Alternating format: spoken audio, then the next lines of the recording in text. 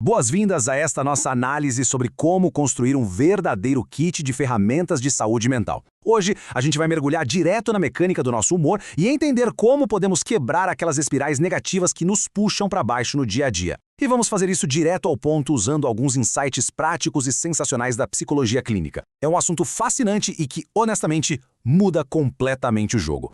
A gente começa a nossa jornada exatamente com essa pergunta aqui na tela. Por que ninguém me disse isso antes? No material base que estamos explorando hoje, essa foi exatamente a frase dita por uma paciente de terapia assim que ela se deparou com uma verdade transformadora sobre a mente humana. Pensa bem, quantas vezes a gente simplesmente engole os dias difíceis, aguentando o mal-estar calado, achando que as coisas são assim mesmo e que não temos nenhum poder para mudar isso? E olha só que libertadora é essa frase. Eu não tenho um cérebro defeituoso. Eu simplesmente não tinha as ferramentas. Essa é a grande sacada aqui. O desânimo, o mau humor e aquela angústia constante não são traços permanentes de personalidade. E definitivamente não são um mau funcionamento biológico que a gente deva carregar com culpa. O desânimo é uma experiência. E como qualquer experiência, a gente pode aprender a navegar por ela se tivermos os instrumentos certos à mão. Não tem nada quebrado na nossa cabeça, sabe? O que faltava era só um manual de instruções. Então, vamos mergulhar nos detalhes da explicação de hoje, que é toda construída a partir do trabalho brilhante da psicóloga clínica Dra. Julie Smith.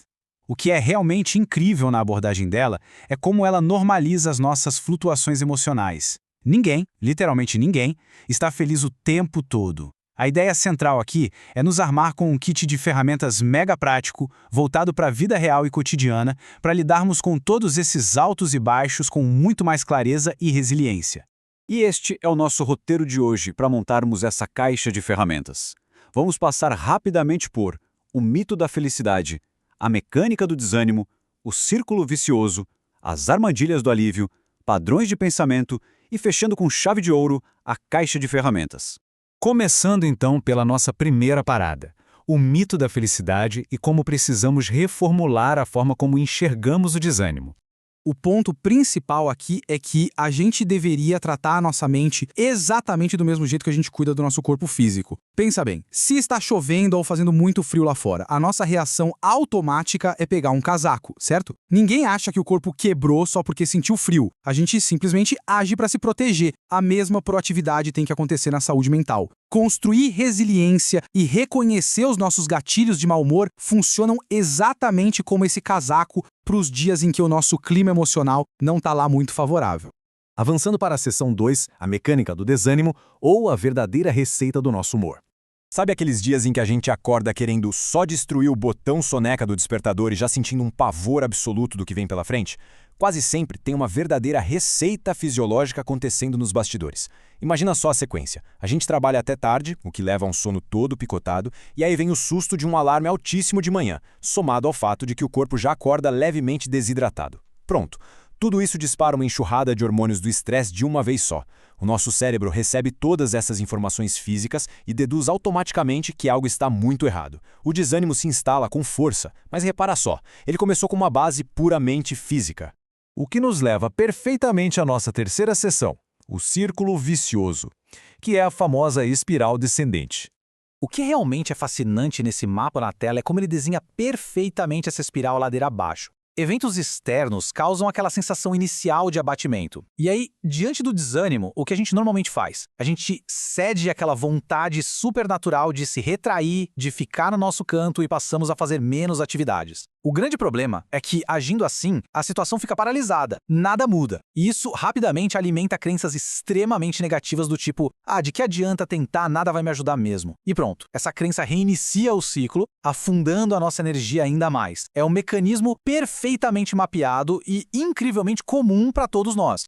E quando a gente entra nessa espiral, caímos direto na nossa quarta seção, as armadilhas do alívio e a busca pelo conforto instantâneo. Esse gráfico captura com precisão o que a psicologia chama de armadilha do alívio instantâneo. Diante daquela sensação horrível de abatimento, a reação instintiva do nosso cérebro é buscar a saída mais rápida possível. A gente quer se entorpecer de alguma forma. Pode ser abrindo uma bebida ou a clássica fuga de se trancar no banheiro do trabalho só para ficar rolando o feed das redes sociais infinitamente. E o pior de tudo é que funciona. Bom, pelo menos no curtíssimo prazo. Esses comportamentos trazem um conforto ali, na hora. Só que no exato momento em que a tela do celular é desligada, o efeito da bebida passa, a realidade volta com a mesma tristeza inicial, só que dessa vez acompanhada de um peso emocional ainda maior. O custo desse alívio rápido é altíssimo. Mas a gente não cai apenas em armadilhas de comportamento.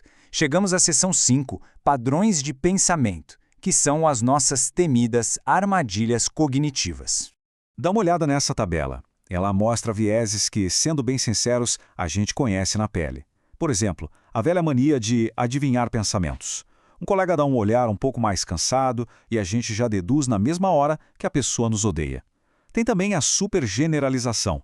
Sabe quando a gente derruba o café na mesa logo de manhã e já decreta que o dia inteiro está completamente arruinado? E claro, o clássico pensamento tudo ou nada, onde qualquer resultado que não seja 100% perfeito é encarado como um fracasso total. O objetivo de colocar essas armadilhas cognitivas aqui não é julgar ninguém, mas sim normalizar tudo isso.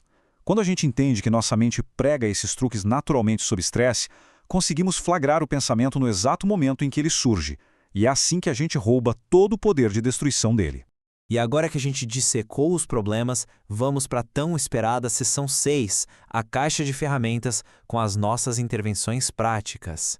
Quando a dor emocional bate, ela costuma parecer uma nuvem gigante e confusa de sofrimento que não conseguimos desatar. Mas, avaliando a nossa experiência por meio desse diagrama, a gente consegue quebrar tudo isso em 4 pilares muito claros: pensamentos, emoções, sensações físicas e comportamentos. Olha como as setas mostram que tudo ali se conecta e se influencia o tempo todo. A grande revelação aqui é que sim, a gente não tem um interruptor mágico para simplesmente desligar as emoções ruins, mas nós temos alavancas totalmente reais sobre os nossos comportamentos e sobre como processamos os nossos pensamentos. É agindo intencionalmente sobre essas alavancas que a gente consegue injetar mudança naquelas horas em que nos sentimos totalmente travados. E para colocar tudo isso em prática, de verdade, a gente pode forçar uma pausa consciente e nos fazer essas perguntinhas cruciais da tela. Qual era o contexto exato na hora em que a sensação ruim bateu? Onde a mente estava focada? O corpo estava exausto? O coração acelerou? Qual foi a vontade instintiva de agir na hora? E qual foi o comportamento que realmente aconteceu? Fazer esse exercício cria uma distância super saudável da situação. Ele transforma aquela reação automática e cheia de pânico em uma reflexão totalmente consciente e sob controle. A própria autora nos lembra de algo muito sábio. Não dá para construir uma casa inteira usando apenas um martelo. A gente precisa de um conjunto super variado de ferramentas e, mais importante ainda, precisa descobrir quando usar cada uma delas. Então a pergunta principal que fica é, diante de todos os desafios da nossa rotina, qual ferramenta nós vamos escolher para treinar hoje? Qual padrão de pensamento vamos começar a observar de perto para navegar pelos altos e baixos da vida de um jeito muito mais limpo? Para fechar o nosso raciocínio de hoje, fiquem com essa frase excelente. É como pagar uma prestação da casa própria em vez de um aluguel. Estamos investindo na nossa saúde futura. Treinar essas habilidades de autoconhecimento não é um trabalho reservado só para aqueles momentos em que o mundo parece estar desabando. Praticar isso nos dias bons e tranquilos é o grande investimento que garante a nossa resiliência a longo prazo. É o que garante que não estamos apenas sobrevivendo sufocados aos dias ruins, mas sim construindo fundações sólidas. Afinal de contas, se a gente não começar a construir o nosso abrigo nos dias de sol, como é que a gente espera se proteger quando a tempestade inevitavelmente chegar?